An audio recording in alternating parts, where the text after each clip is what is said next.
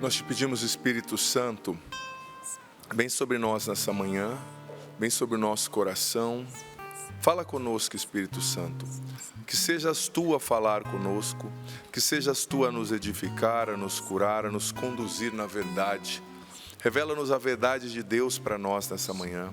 Porque por mais que a verdade seja dura, às vezes assuste, só ela pode libertar de verdade. Vem, Espírito Santo, tirar a venda dos nossos olhos. Vem, Espírito Santo, curar a nossa alma, curar o nosso entendimento, muitas vezes embotado, viciado na malícia, no pecado, no laxismo. Vem, Espírito Santo, revela-nos a verdade de Deus, descortina a verdade de Deus para nós, que nós assumamos a verdade do caminho que o Senhor nos propõe, do caminho de luta, do caminho de batalha, mas do caminho também de êxito. Vem sobre nós, Espírito Santo, nos batizar, nos encher nessa manhã. Vem tirar a afobação, a pressa, a impulsividade da nossa mente e do nosso coração. Vem devolver o ânimo àqueles que estão prostrados. Nós nos consagramos a Ti, ó doce Espírito Santo. São Miguel Arcanjo, defendei-nos no combate. Sede o nosso refúgio contra as maldades e as ciladas do demônio. Ordena-lhe Deus, instantemente o pedimos. E vós, príncipe da milícia celeste, pela virtude divina, precipitai no inferno a Satanás e a todos os espíritos malignos que andam pelo mundo para perder as almas. Amém. Eclesiástico capítulo 2, ou Sirácida, né? Algumas traduções trazem como Sirácida, versículos do 1 ao 6. Filho, se te apresentas para servir a Deus, permanece firme na justiça e no temor. Prepara a tua alma para a provação. Mantém o teu coração firme e sê constante. Inclina teu ouvido e acolhe as palavras inteligentes. Em outras traduções, as palavras de sabedoria. Não te afobes no tempo da contrariedade. Suporta as demoras de Deus.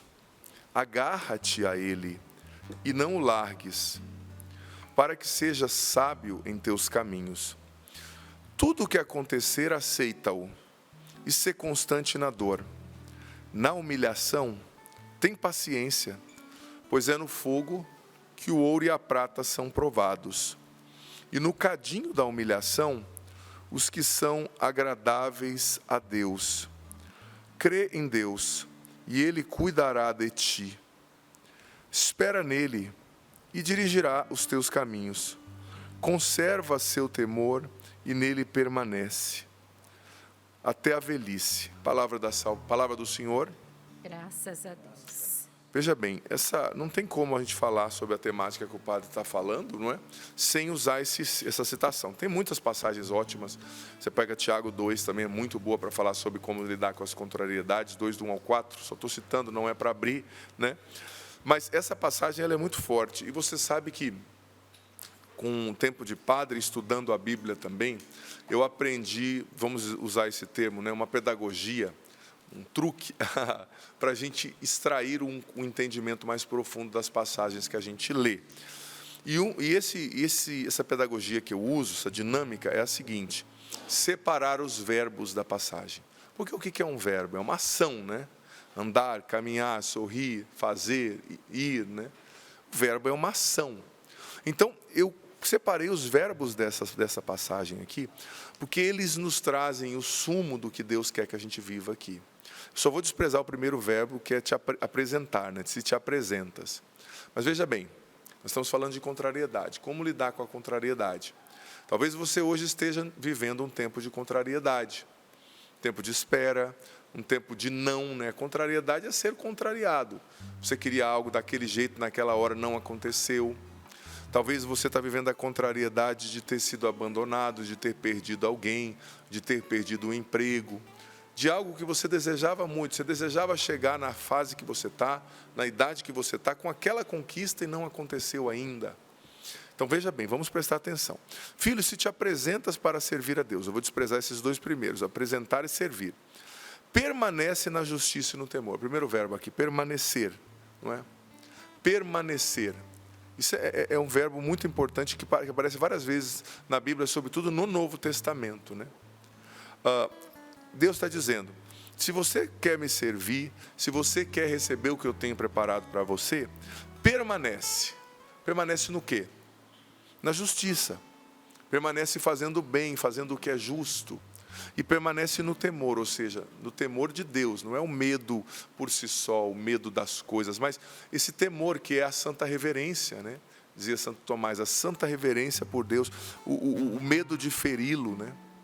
Segundo verbo, prepara. Prepara o quê? A tua alma para a provação. A palavra está dizendo, como nós lemos ontem em João 16:33, no mundo tereis aflições. Nós vamos ter aflições. Então Jesus já está falando, prepara a tua alma para a provação. Esteja preparado. Por quê? Porque o dia mau, gente, ele chega. O que é o dia mau, né? Como está lá em Efésios capítulo 6. O dia mau é o dia que você está com as guardas baixas, né? Do ponto de vista espiritual, do ponto de vista emocional. É o dia que a oportunidade de cometer um grave pecado acontece. É o dia que uma grande tensão acontece. É o dia que você e o seu marido não estão bem no mesmo dia. E que se os dois falarem, vai dar ruim. Sabe? O dia mau acontece, o dia da tensão, o dia do cansaço, o dia da desatenção, o dia da grande tentação, o dia no qual o inimigo quer nos joerar como trigo, como aconteceu com Pedro. Então prepara a tua alma para a provação. Como vai preparar? A passagem vai descrevendo. Manter, né? Mantém o teu coração firme. Ser constante, né? Mantém o seu coração. Manter, o que é manter? É continuar. É continuar num estado. E o que é ser constante? Também é continuar. Diferente de mantém a flexão, mas é outro verbo. Se você quer preparar sua alma para a aprovação, mantenha o teu coração firme. Seja constante. Né? Outro verbo, ser. Seja constante. Permaneça com Deus. Permaneça fazendo o que é certo. Permaneça em oração. Você sabe que tem coisas na vida que a gente não improvisa. E a gente tem que aprender, eu vou usar a metáfora, a estocar, né? Estocar oração, estocar virtudes para o dia mau. Porque você não vai improvisar na hora da dificuldade, você não vai ter o que você não cultivou, né? Então mantenha o teu coração firme, mantenha o teu coração na escuta de Deus, mantenha o teu coração lendo a palavra, mantenha o teu coração orando, né? A leitura da palavra, o conhecimento da palavra é uma arma tão grande, né? Estou fazendo nesse ano, né, o projeto Leia a Bíblia Inteira comigo em um ano. E eu já estou, todos os dias está entrando um vídeo no meu canal, meio-dia. Estou lendo a Bíblia inteira, explicando a Bíblia inteira. Nós já estamos em setembro, então já estou recebendo testemunhos. Padre, conhecer a Bíblia transformou a minha maneira de entender a mim mesmo, a vida, Deus. Então mantenha o teu coração no estudo da palavra, na oração, em Deus. Muitas coisas existem para nos distrair, as luzes, as festas, mas manter o teu coração em Deus. Depois, inclina o teu ouvido, acolhe as palavras inteligentes. O que é inclinar? Olha só, estou inclinando, o cinegrafista vem comigo, eu estou me inclinando. Vamos supor que a Patrícia vai me falar alguma coisa que é importante, eu quero ouvir. Então eu me inclino, cheguei pertinho da Patrícia, ela vai me dizer. Então inclinar quer dizer um movimento. É uma busca, é um esforço. Então a palavra está dizendo, inclina o teu ouvido para acolher as palavras inteligentes. Escute os sábios, escute os bons conselheiros, escute os santos. Nós lemos aqui no início a frase de São Afonso Maria de Ligório, doutor da igreja, fantástico, um mestre de vida espiritual. Escute as testemunhas qualificadas, escute as pessoas de Deus, inclina o teu ouvido, tenha sede, tenha fome do conhecimento de Deus. Tenha fome e sede de aprender mais de Deus. Inclina, se esforce, busque. Tem tantas palavras que não são inteligentes hoje em dia. E o que acontece? O problema é quando na provação a gente não escuta as palavras sábias e inteligentes. Porque tem muita gente bem intencionada, mas afasta-te dos maus conselheiros. Se você não pode se afastar, pelo menos não ouça, né? Porque às vezes a situação já está ruim. Você está vivendo uma provação, uma coisa ruim no casamento, você vai e ouve um conselho ruim. Aí você joga tudo pelo ralo. Então inclina o teu coração, acolhe as palavras inteligentes. Não te afobes no tempo afobar agora, né? Não te afobes no tempo da contrariedade. Eu achei tão interessante, do grego original é o exatesaté epitos proteron kai idete. Ideté, não te afobes no tempo da contrariedade. Nós estamos falando de contrariedade. E o que é afobar? A definição do verbo afobar: se atrapalhar, fazer qualquer coisa com precipitação, ficar agitado e afobado. O que é afobar? É você fazer as coisas na precipitação, é você se atrapalhar. Está dizendo, olha, não te afobes no tempo da contrariedade. Você está no tempo da contrariedade? Você está no tempo do não da vida, do não de Deus? Não te afobes.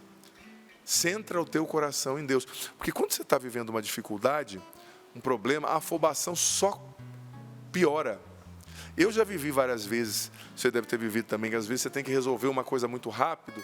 Tem situações na vida que exigem uma resposta rápida, né? Se você se afoba, você não vai conseguir. No trânsito, por exemplo, às vezes, eu estava em São Paulo sábado, indo para o Rosário da Vitória, gente, e eu não sei de onde brotam os motoqueiros, né? De onde surge. Motoqueiro é igual louça, parece, né? Louça você acabou de lavar, de repente a pia está cheia, que raiva. Não é verdade, né? Sim. Parece que é o cão que põe os pratos sujos lá, né? Jesus. Então, eu estava em São Paulo, eu olhei, Deus é testemunha, eu olhei no retrovisor e eu virei o rosto. Eu aprendi isso quando eu estava nos Estados Unidos, tirei carteira lá, que você tem que ver os pontos cegos, você vira. Lá é legislação, se você não fizer, você não tira a carteira. Eu olhei, gente, eu juro pelo meu anjo da guarda que estava comigo. Claro, eu estava com a cabeça, um monte de coisa na cabeça, me preparando lá para o Rosário, mas eu olhei. De repente, uma moto surgiu, gente, mas eu passei a meio milímetro desse motoqueiro. E claro, a hora que ele viu que eu passei a meio milímetro, ele abençoou a minha mãe, eu disse amém, né? Falei, Deus te abençoe também, filho, aquela coisa linda, né? Eu pude ouvir, assim, pela articulação do lábio dele, eu percebi que era uma palavra de bênção, né? Mas, gente, imagina, eu estava relativamente rápido, estava ali na 23 de maio, se eu pego aquele rapaz, eu poderia matá-lo, eu me envolveria num acidente. Então, graças a Deus, a hora que eu percebi que ele estava vindo, eu vi assim em cima, eu não me afobei. O que eu fiz? Eu tirei um pouco o volante para a direita, para a esquerda, desculpa, ele estava vindo da direita, tirei o pé do acelerador, né? Passou pertinho, consegui tirar, porque se eu não tivesse tirado, se eu tivesse me afobado, eu teria batido, né? Ouvi ali os elogios dele e continuei meu caminho, né? Mas a afobação no momento da contrariedade, eu estou dando o exemplo do trânsito, mas esse exemplo cabe em qualquer situação da sua vida. Talvez você está vivendo hoje um tempo que você está devendo muito, está pagando juro. Talvez você está vivendo um tempo hoje de crise no seu casamento, teu marido indiferente, frio com você. Vocês brigam, vocês não têm mais conversa, não têm mais intimidade. Talvez você está vivendo um momento difícil na sua saúde, não te afobe. Centra o teu coração em Deus. Quando Deus é o centro da nossa vida, todo o resto encontra o seu lugar. Quando Deus não é o centro, tudo se bagunça. Não te afobes no tempo da contrariedade. Centra o teu coração em Deus. Próximo verbo, versículo 3, suporta. Suportar. Suporta as demoras de Deus. Existem demoras de Deus. Você sabe por que Deus demora? Não é porque Ele quer te humilhar, nem nada do gênero. É porque na demora, no processo, Ele está te preparando para aquilo que Ele quer te dar. Porque se Deus te dá uma coisa boa sem a preparação, o remédio se torna veneno. Mata você, entendeu?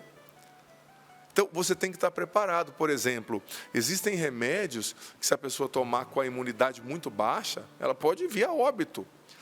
Pode morrer. Então, suporta as demoras de Deus. O problema é que a gente é muito afobado, né, usando o verbo anterior. A gente quer tudo para ontem, a gente não sabe esperar, tem que ser no meu tempo. Ah, mas eu pedi a Deus. O que você pediu, Deus ouviu, tá?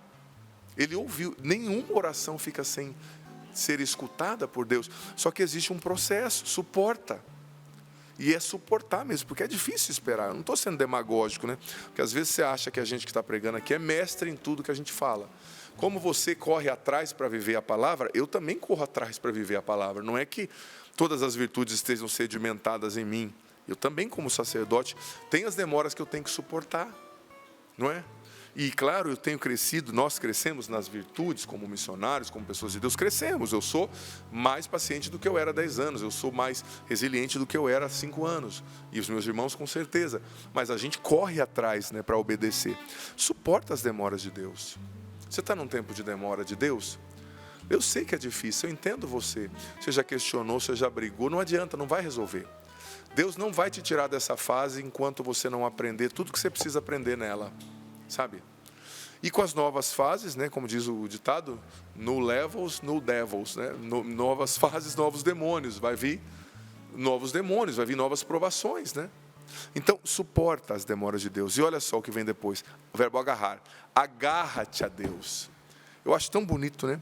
Que a definição de agarrar, pegar ou segurar firmemente, apegar-se, inclinar, usar as garras, deitar a garra, prender a garra, agarrar a Deus, agarra-te a Ele. Você está na provação, você está na contrariedade, o que você tem que fazer? Agarra-te a Deus, não largues. Depois o verbo seguinte é largar, né? Agarra-te a Ele e não largues. Suporta as demoras de Deus, agarra-te, não largues. Ou seja, continua rezando, aconteça o que acontecer. Eu estou em depressão, não quero sair da cama, sai para rezar. Vai visitar o Santíssimo. Não está dando certo o meu problema? Continua lendo a Bíblia. Não está dando certo eu resolver o meu problema, né? Continua lendo a Bíblia. Agarra-te. O que é agarrar? Você já foi, por exemplo, agarrado por algum animal que tem garra, né? Minha mãe tinha um gatinho lá que às vezes ele agarrava a gente, marcava com a garrinha dele, né? Não é fácil. O gato quando te agarra, meu amigo, ou um outro animal, né? Essa é a metáfora. Agarra-te a Deus. Não largue. Por que você vai agarrar a Deus para não largar? O final do versículo 3 diz, né? O subsequente, para que sejas sábio em teus caminhos. Você quer ser sábio? Sábia, resolutivo, resolver os problemas com sabedoria? Agarre-te a Deus, não largues, suporta as demoras de Deus, suporta o processo, né? Continuando, versículo 4. Tudo o que te acontecer, aceita-o. Isso aqui é muito forte, o verbo aceitar, aceita-o. Porque não é que você concorda, eu perdi essa pessoa, eu estou desempregado, eu estou falido, eu aceito e concordo, vai ser assim para frente, para sempre. Não. Você pode sonhar e querer o melhor, isso é bom. Trabalhar para o melhor, mas é preciso ter aceitação do que Deus permitiu acontecer. Porque, como disse o Padre Jonas, o nosso pai fundador, Deus está na realidade, só na realidade. Não podia, eu ouço muitas pessoas me dizendo, né? Assim, isso tem muito a ver com o que a gente está falando aqui. Eu ouço muitas pessoas me dizendo, padre, mas não podia ter acontecido isso. Primeira coisa que eu falo, aconteceu. Não jogue com o que já aconteceu. O que aconteceu é um fato, mas eu não devia ter perdido aquela pessoa, mas eu não podia ter falido. Você faliu, você perdeu, acabou. Acolha a verdade, acolha o possível. Aceita o que já aconteceu, sabe? Santo Afonso dizia, é preciso fazer o que Deus quer e querer o que Deus faz. Fazer o que Deus quer, mas também querer o que Deus permitiu. Ou talvez não foi nem Deus, mas o que aconteceu. Porque há uma insensatez muito grande nessa não aceitação. Há um desgaste muito grande na não aceitação. A gente desperdiça muito recurso espiritual, emocional, não aceitando as coisas. Aceita o que te aconteceu. A imitação de Cristo tem uma parte que fala sobre isso também, né? Aceitar com resignação. Segundo verbo, ser, né? Constante na dor. Olha, tem gente que só procura Deus quando está bem. Quando está com problema. Depois, quando está com êxito, some da igreja. Mas, claro, não é certo isso. A gente tem que estar em Deus em todos os momentos. Mas, sobretudo, no tempo da dor. É preciso ser constante em Deus. Porque, meu amigo, se está difícil com Deus, minha amiga, imagina sem Deus. Se é uma luta ser uma pessoa honesta, do bem, com Deus, imagina sem Deus. Me perdoe, não dá, é loucura. Seja constante na dor, na humilhação, tem paciência. Nós estamos, me perdoe, tão orgulhosos, tão centrados em nós mesmos, que nós não aceitamos nenhuma humilhação hoje em dia. Claro, nós não somos masoquistas, não buscamos, mas existem humilhações que vêm no pacote. Às vezes, né? Você está fazendo uma coisa e busca a excelência. E Deus te faz conseguir 96, mas não 100. Só para mostrar que o perfeito é Ele. 96, 100 não. Para você não se inflar com o seu ego e não se achar superior, melhor. Não, é humilhação. Deus permite humilhações. A humilhação é necessária para a refinação do nosso caráter, para a correção das falhas de caráter. A humilhação é necessária para o crescimento na virtude da humildade. Na humilhação tem paciência. Pois é no fogo que o ouro e a prata são provados. No cadinho da humilhação são provados os que são agradáveis a Deus. Para nos tornarmos agradáveis a Deus, nós teremos que experimentar o fogo da provação. Sabe, a provação nós vamos experimentar de qualquer forma na vida. Mas quem quer ser agradável a Deus precisa se permitir refinar como o ouro e a prata pelo fogo. E esse fogo é um fogo amigo, é um fogo do bem. Ele vai te purificar, mas vai te elevar, vai te fazer crescer, vai te tornar mais virtuoso, virtuosa, mais humilde. Depois o último versículo, crê em Deus. Crê, é preciso crer, sobretudo na contrariedade. Deus tem um plano melhor. Quando Deus, eu dizia ontem, repito, quando Ele permite um não, é porque Ele tem um sim preparado para você, muito maior do que o não que Ele te deu. Crê em Deus e Ele cuidará de ti. Espera nele e Ele dirigirá os teus caminhos. Esperar em Deus, ter paciência no sofrimento. Conservar o temor a Deus e permanece nele até a velhice. Conservar, permanecer. Essa palavra é fantástica, fantástica mesmo. E aqui tem um itinerário para a gente viver a contrariedade, sabe? E como eu disse, a partir dessa palavra, a partir desses verbos lindos, eu quero acrescentar ainda algumas atitudes práticas, não é? Para você viver bem o tempo da contrariedade. Em primeiro lugar, aceitar a contrariedade, como eu falava, né? A gente olha para a vida dos santos. Santa Teresinha, por exemplo, diz que ela tinha uma dor no joelho muito grande. Ela convivia com irmãs ali difíceis, né? Ela tinha uma personalidade muito refinada, sensível, né? Artística. E ela dizia, em cada situação que ela vivia, tudo é graça. Ela sempre dizia, tudo é graça. Ela via em cada contrariedade uma oportunidade para amar mais a Deus. Ela aceitava, via a graça de Deus e aproveitava aquele não, aquela situação difícil para amar a Deus, mais a Deus. Você sabia? Você pode aproveitar as situações difíceis, aceitando-as, para amar mais a Deus. Senhor, é difícil, mas eu oferto isso como um ato de amor a Ti. Como agrada o coração de Deus, né? E falando sobre isso, eu lembro no Rosário da Vitória, sábado, Dom José Negri falou algo que me tocou muito o coração. Ele é italiano, então ele contou, os italianos são apaixonados por Padre Pio, né? Como nós aqui também. Ele contou numa passagem da vida do Padre Pio. Padre Pio tinha um dirigido espiritual que era muito amigo também de Padre Pio, né? E esse dirigido vivia muitas provações e ele disse para o Padre Pio, olha, eu não quero ir para o purgatório, Padre, eu quero ir direto para o céu. Falou isso 3 vezes. Na terceira vez o Padre Pio então respondeu, olha, meu filho, guarda no teu coração. Para você ir direto para o céu, você precisa de 3 coisas. Rezar muito, amar muito e sofrer muito. Sofrer muito. Não que a gente seja masoquista, não é que a gente busque o sofrimento, não é isso não veja de maneira negativa. A gente tem que mudar o nosso jeito de olhar para o sofrimento, né? A nossa sociedade que só busca prazer, só busca conforto, coloca só uma conotação negativa no sofrimento. Mas você é a pessoa que você é o profissional que você tem as conquistas que você tem por causa dos sofrimentos que Deus permitiu você passar e superar. Se não fossem esses sofrimentos, você não seria o médico que você é, você não seria o empresário que você é, você não seria a mãe que você é, você não seria a diarista que você é, o açougueiro que você é, o padre que você é. Então existe uma conotação positiva no sofrimento, né? Como disse lá a carta de São Paulo aos Coríntios, Romanos capítulo 8, não abra, só estou citando, né? A aprovação que a gente vive agora nem merece ser comparada com o volume de glória que está preparado para nós, né? É uma aprovação momentânea. Então, sofrer muito, tem que suportar o sofrimento, com amor, né? Me tocou muito isso, sabe? Porque não tem como fugir, gente. É a porta estreita, né? A porta continua estreita. Então, conselho prático, aceitar e ver em tudo, né, a graça de Deus. Como dizia Santa Teresinha, tudo é graça.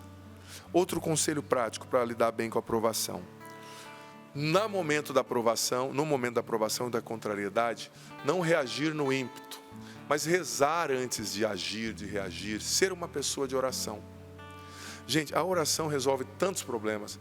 Olha, eu vou ser sincero, tinham coisas na minha vida, nos dons que Deus me deu, no meu temperamento, no meu caráter, que eu demoraria 20, 30 anos para resolver, e que eu resolvi em meses através da oração. Eu resolvi não, né? Ele resolveu, né? Quando você reza, você dá a Deus a oportunidade de vencer na sua vida. Quem não reza já se tornou um perdedor. Quando você reza, existem batalhas que Deus vai lutar por você. Quando você não reza, você já levou tiro no campo de batalha. Então seja uma pessoa de oração. Outra coisa, já dei 3 conselhos: ver em tudo a graça de Deus, ser uma pessoa de oração. E o terceiro conselho agora é praticar o silêncio interior. É o que Maria fez, né? O Lucas capítulo 2 diz que ela guardava tudo no coração. Ou seja, no momento da provação, da contrariedade, não falar, não xingar, não esbravejar, não ficar reclamando, silencia. Momento de provação é um momento também, como eu dizia ontem, de recolher-se, né? O prefixo re mais colher-se, colher-se para dentro, né? Recolher-se, falar menos, observar mais. Você sabe que as pessoas que observam, elas são muito sábias, né? E o tagarela, às vezes, acaba perdendo um fato ou outro que é importante. Então, praticar o silêncio interior no tempo da provação, como Maria, guardar tudo no coração, meditar. Esse já é o terceiro conselho, não é? Quarto conselho, buscar o sentido espiritual de tudo. Se perguntar: Senhor, o que o Senhor quer me ensinar com isso? O que o Senhor está me falando com esse sofrimento? Com o fato de eu não ter podido ter filhos, com o fato de eu não ter conquistado aquela coisa que eu esperava, que eu almejava, com o fato de eu ter sido deportado desse país, com o fato de eu ter perdido a minha beleza, ter me deformado, ter, sei lá, alguma coisa que aconteceu. Senhor, o que o Senhor quer me ensinar com isso? Porque, olha, Deus nunca permite um sofrimento inútil, nunca. Se Ele permitiu uma purificação e um sofrimento, tem um porquê. Então, buscar o sentido espiritual. A pior coisa de uma pessoa que sofre é estar no deserto e não ouvir. Porque o deserto, metáfora aqui da provação e da contrariedade, ele é, em suma, sobretudo, um lugar de escuta. Um lugar de escuta. Então, escute a Deus nesse sofrimento. Escute a Deus. Esteja disposto a inclinar o ouvido hoje. Talvez Deus já está falando com você agora. É você mesmo que está no auge dessa provação ou que tem agido mal com as pessoas. Você até é uma pessoa bem-sucedida, mas você tem sido arrogante. Inclina o teu ouvido. Escuta as palavras de sabedoria. Recua, seja mais manso, mais dócil. Você não é o dono da verdade. Então esse foi o quarto conselho. Quinto, esteja disposto a viver o sacrifício do amor, né? É o que eu falei, Padre Pio citou, né? Sofrer muito. Não há amor sem sacrifício, não há crescimento sem sacrifício. O amor e o sacrifício, eles são 2 lados da mesma moeda, né? O amor anda com o sacrifício. Então você está sofrendo, faça o sacrifício de oferecer a Deus o seu sofrimento pessoal, né? Una o seu sacrifício ao sacrifício de Cristo na cruz. Una-se ao crucificado e oferte o seu sofrimento, como eu dizia ontem, por amor, pela redenção do mundo, pela sua salvação da sua família. Quinto conselho, acho que é o quinto agora justamente. Vou me ajudando aí. Você me perdeu nos números, não é? Persevere no bem, mesmo diante das dores e situações de contrariedade, de adversidade. Olha, porque a perseverança nos aperfeiçoa, gera uma obra perfeita. Persevere no bem. Tem gente que fala assim: eu estou sofrendo mesmo, então agora eu vou pecar. Estou sofrendo mesmo, Deus não me atendeu, então agora eu vou falar mal de todo mundo. Não. Persevere fazendo o bem. Faça o que é certo, mesmo quando dói. Faça o que é certo, mesmo quando ninguém está vendo. Persevere fazendo o bem. Persevere falando o bem dos outros. Persevere rezando. Persevere amando. Continue fazendo o bem. Mesmo na injustiça, porque Deus vai te justificar. Mas se no meio da provação você se torna mal com os maus, você vai perder a sua recompensa. Próximo conselho: busque fortaleza em Deus, crescer no dom da fortaleza. O Catecismo nos ensina, 1808, a fortaleza é a virtude que assegura, na dificuldade, a firmeza e a constância na busca do bem. Catecismo 1808. Então, no tempo da provação, a gente tem que buscar a fortaleza, pedir ao Espírito Santo: me dê o dom da fortaleza. É um dos dons do Espírito Santo, porque esse dom vai assegurar, olha só, a firmeza, a constância na busca do bem, né? Depois, próximo conselho, desenvolva a virtude da paciência e da humildade. Ninguém pode agradar a Deus, dizia ontem e repito, sem paciência e humildade. Ninguém pode ser sábio sem paciência e humildade. Ninguém pode amadurecer sem paciência e humildade. Desenvolva a paciência. Espera que as coisas aconteçam no seu tempo, sabe? No tempo do processo de cada coisa. Como eu disse, você pediu uma coisa, mas tem um processo. Tem ciclos que precisam ser fechados para aquilo acontecer. Ciclos que precisam ser abertos, né? Então, pena que nós somos ansiosos e imediatistas demais, né? Queremos que tudo se resolva da maneira como pensamos, mas temos que ter paciência. E temos que ter humildade. Humildade para aceitar que nem sempre os nossos planos vão ter razão. Humildade para aceitar que nem sempre as coisas vão acontecer do jeito que a gente quer. Você está entendendo? Paciência e humildade, duas virtudes que a gente tem que desenvolver. Próximo conselho, acolha o possível. Aquilo que eu falava, aceita o real, aceita o que acontece, sabe? Não conjecture, claro, sem deixar de sonhar, sem deixar de buscar o melhor, mas acolha o possível. Acolha, aceita o que te acontecer, com fé, com sonho, mas com resignação. Se Deus permitiu, tem um porquê, eu vou superar no tempo de Deus, né? Próximo conselho, seja grato. Isso aqui ajuda muito, viu? No tempo da contrariedade, no tempo da provação, a gratidão é um antídoto que nos preserva da amargura. A gratidão é um antídoto que nos preserva do azedume. A gratidão é um antídoto que nos preserva da tristeza, da depressão, do negativismo. Exerça a gratidão, ou seja, evite focar só nos problemas, né? Evite focar-se nos problemas. Veja a rosquinha, não veja só o buraco no centro da rosquinha, né? Tem uma rosquinha ali, apesar do buraco no centro, né? Veja o que Deus está fazendo, veja as áreas nas quais você está crescendo, porque, gente, nunca existe só coisas ruins na nossa vida.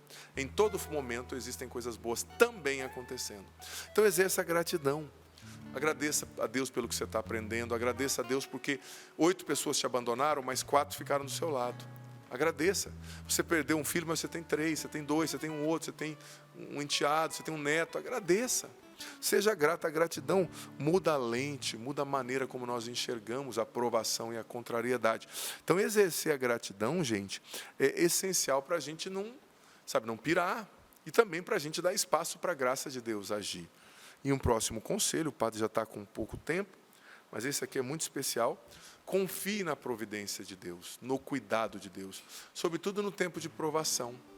Provação é tempo de crescer na confiança em Deus, no cuidado, confiança no cuidado de Deus, na confiança no amor de Deus. Deus cuida de você, sobretudo quando não parece que Ele está cuidando, é aí que Ele está mais cuidando, né? Lembra dos passos na areia? Quando você acha que só tem uma pegada no chão, é porque Ele está te carregando no colo. A sua pegada não está ali. Então, uma frase que nos ajuda a pensar nisso, a viver essa confiança na providência. Olha só, São Francisco de Sales. Não espere ansiosamente pelo que pode acontecer amanhã. O mesmo Pai Eterno que cuida de você hoje, cuidará de você amanhã e em todos os outros dias. Ou Ele o protegerá do sofrimento, São Francisco de Sales, ou lhe dará uma força infalível para suportá-lo. Ou seja, deu ruim ou deu bom, Deus vai estar lá. Ou Ele vai te preservar do sofrimento, ou Ele vai te dar uma força infalível, olha só, para suportar. Fique em paz. E então coloque de lado todos os pensamentos de ansiedade. E repita continuamente: o Senhor é minha força e meu escudo. Meu coração confiou nele e eu fui ajudado. Ele não está apenas comigo, mas em mim e eu nele. Olha que coisa linda. Confiança na providência, abandono. O Deus que cuidou ontem vai cuidar amanhã e vai cuidar sempre. Vamos repetir isso aqui que São Francisco pediu para a gente repetir? O Senhor é a minha força. O Senhor é a minha força. O Senhor é o meu escudo. O Senhor é o meu escudo. O meu coração confiou nele. O meu coração confiou nele. E eu fui ajudado. E eu fui ajudado. Ele não está apenas comigo. Ele não está apenas comigo, mas em mim. mas em mim. E eu nele. E eu nele. Olha só que coisa linda. Não espere ansiosamente pelo que pode acontecer amanhã, né? Confia em Deus. Confia. Se abandona. Última frase aqui para encerrar essa questão da confiança. São Padre Pio de Pietrelcina. Reze, espere e não se preocupe. A preocupação é inútil. Deus é misericordioso e ouvirá a sua oração. Pronto. Não precisa dizer mais nada. Se eu dizer aqui, eu vou com o risco de estragar. Não é? Reze. Espere e não se preocupe. A preocupação é inútil. Deus é misericordioso e ouvirá a sua oração. Tempo de provação é um tempo de se abandonar em Deus. É tempo de dizer: Senhor, o Senhor é mais forte que eu, o Senhor é mais sábio que eu, o Senhor pode mais do que eu confio no teu amor e deixo o Senhor me conduzir. O Deus que cuidou ontem vai cuidar amanhã. Deus te ama. Te ama de uma maneira que você não tem noção. E nessa provação Ele está com você cuidando. Você está no colo de Deus. É você que está se sentindo cansado, cansada hoje. Feche os seus olhos aí um momentinho. Você que já acordou com tanta preocupação, gente te cobrando logo cedo, trânsito, problemas. Feche os seus olhos e se imagina agora no colo de Deus. Porque é aí que você está. No colo de Deus. No colo de Jesus. Feche os seus olhos, exceto se você está dirigindo, né? Feche os seus olhos e se imagina no colo de Deus. No colo de Deus Pai, melhor dizendo. E Deus Pai te olha com aquele carinho, com aquela ternura e te diz: eu te amo, eu cuido de você. Não tenha medo. Por que você tem medo? Por quê? Deus hoje está acalmando a sua tempestade, viu? Acalmando a tempestade da sua mente. Deus agora está acalmando a tempestade de muitos corações. E Ele está dizendo: confia. Eu estou te purificando, mas eu estou contigo. E você vai sair dessa aprovação uma obra perfeita, uma obra-prima. Eu estou trabalhando, confia no meu amor. Muitas pessoas agora estão sendo tocadas por Deus. Deus está pedindo a você, Jéssica. Deus está pedindo a você, Leonardo. Deus está pedindo a você, Flávio. Deus está pedindo a você, Francisca. Deus está pedindo a você, Bárbara, a você, José, a você, Valmira, a você, Walter, a você, Washington. Confia em mim. Eu estou cuidando do que você não pode cuidar. Eu sou um pai bom. Não tenha medo. Eu cuido de você.